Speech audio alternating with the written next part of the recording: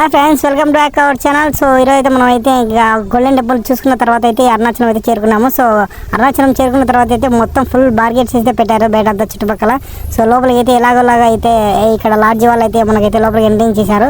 So మనమైతే ఈ గోపురం దగ్గర అయితే ఉన్నాము ప్రస్తుతానికి. ఇక్కడ నుంచి రైట్ సైడ్కి వెళ్తే ఇక్కడ మన అయితే తీసుకున్న అయితే రూమ్ అయితే ఉంది. సో ఈ టైం అయితే 9:30 అవుతుంది ఇక్కడైతే నైట్. సో లేట్ ఎందుకని నేనైతే ఇక్కడ తినడానికి అయితే ఒక దోశ అయితే చెప్పాను. సో మన కోసం అయితే ఒక దోశ అయితే ప్రిపరేషన్ చేస్తున్నారు ఇక్కడ.